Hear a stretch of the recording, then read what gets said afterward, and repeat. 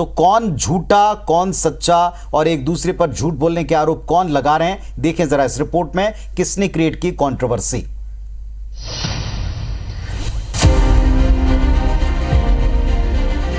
मामा झूठा, मामा बेईमान, मामा फलाना, मामा ढिमका। ये चुनाव के समय यहाँ आके झूठ बोलने का काम करते हैं, दूसरा कोई काम है नहीं। 4.5 साल पौने 5 साल कहाँ थे? कर्जा माफी का झूठ पिछली बार बोला गया था 10 दिन में माफ। बेरोजगारी भत्ता देंगे का झूठ। तो भूपेश बाबू, ये आपकी ऑफिशियल लाइन है। अब 5 साल पूरे हो गए, अब कब कदम उठाइएगा? आप कदम कभी नहीं उठाने वाले थे, जुमला था। झूठ के आगे पीछे दरिया चलते हैं, सच बोला तो प्यासा मारा जाएगा।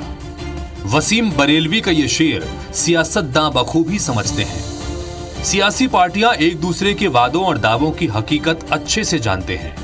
उन्हें ठीक ठीक मालूम होता है कौन सा दाव कितना असरदार है और उसकी मारक क्षमता कितनी है। लेकिन 1250 तक सीमित नहीं गए और अंत में कितने होंगे? लिहाजा एक पार्टी के चुनावी ऐलान और बयान के बाद उसे झूठा बताने की कोशिश शुरू हो गई है। एमपी और छत्तीसगढ़ में चुनाव के लिए अब कुल 30 से 35 दिन बचे हैं। लोक लुभावन वादों की दुकान खुल चुकी है। कांग्रेस एमपी में पहली से लेकर 12वीं तक के बच्चों को पैसे देने जा रही है। सबको मालूम है कि ये कार्ड शिवराज सरकार की लाडली बहना योजना की कार्ड है, लेकिन बीजेपी और शिवराज सिंह चौहान जनता को ये बताने में लगी है कि कांग्रेस झूठ बोलने वाली पार्टी है। जिस तरह से 2018 में किसान के कर्ज माफी का झूठा वादा किया था, इस बार भी प्रियंका गांधी से झूठ बुलवाया जा रहा है। यानी पूरी कोशिश एक दूसरे को झूठा साबित करने की है। प्रियंका जी आई है तो फिर झूठ परोसेंगी। कर्जा माफी का झूठ पिछली बार बोला गया था 10 दिन में माफ। बेरोजगारी भत्ता देंगे का झूठ, समर्थन मूल्य पर बोनस देंगे का झूठ। कितने झूठ आखिर? ये झूठ की गारंटी देने आ रही है क्या? 20,000 झूठी घोषणाएं आज मध्य प्रदेश की जनता समझ गई है, इसीलिए तो ये बौखलाई हुई है। झूठे वायदे, झूठे घोषणाओं से मध्य प्रदेश की जनता अब थक गई है। अब समय 23 दिन बचा है, जनता राहत की इंतजार कर रही है।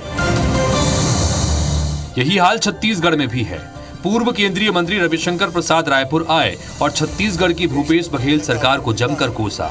पूछा कि भूपेश बघेल को पीएम आवास से दिक्कत क्या है, और शराबबंदी पर सीएम भूपेश को झूठा बता दिया, जिस पर कैबिनेट मंत्री शिव डहरिया ने पलटवार करते हुए रविशंकर प्रसाद और बीजेपी को झूठा बता दिया। यहां तक कह दिया कि बिहार ने उनको नकार दिया है। एक समय एक कदम। तो भूपेश बाबू, ये आपकी ऑफिशियल लाइन है। अब 5 साल पूरे हो गए, अब कब कदम उठाइएगा? आप कदम कभी नहीं उठाने वाले थे, जुमला था। अगर मैं आप ही के शब्दों का प्रयोग करूं, क्योंकि ये आपके लिए नोट कमाने वाली मशीन थी, एटीएम दिल्ली तक के लिए। ये चुनाव के समय यहाँ आके झूठ बोलने का काम करते हैं, दूसरा कोई काम है नहीं। 4.5 साल पौने 5 साल कहाँ थे? और रविशंकर जी तो प्रवक्ता बनाए गए हैं, पार्ट टाइम काम इनको दिया गया है। इनको खुद साइडलाइन भारतीय जनता पार्टी ने करके रखा है। ये यहाँ आके क्या बताएंगे? भारतीय जनता पार्टी के लोग मजबूरी है इनके साथ बैठना। कुल मिलाकर चुनाव से पहले जनता के सामने जाकर सभी सियासी दल दूसरे को झूठा और खुद को सच्चा बता रहे हैं। मध्य प्रदेश में 2018 के बाद 15 महीने की सरकार कांग्रेस ने चलाई और बाकी 3.5 साल तक जनता ने बीजेपी को भी देखा। 3 दिसंबर को जनता बता देगी कि कौन सी पार्टी सच्ची है और कौन झूठी। Election desk, IBC 24। तो पुनीत, हम बयानों को लगातार इस कार्यक्रम के माध्यम से भी देख रहे हैं लंबे समय से, और आरोप प्रत्यारोप लगता है एक दूसरे को झूठा बताने के दौरान जनता की दुहाई जरूर दी जाती है, और जनता सब कुछ सुन रही है, सब कुछ इंतजार कर रही है, देख रही है। और 3 तारीख को जब नतीजा सामने आएगा तब जनता ही तय करेगी कि कौन सच्चा है कौन झूठा है। अगली खबर की तरफ उनके जवाब के लिए आप लोगों को यानी नेताओं को भी तैयार रहना चाहिए, ये बात जनता भी कह रही है।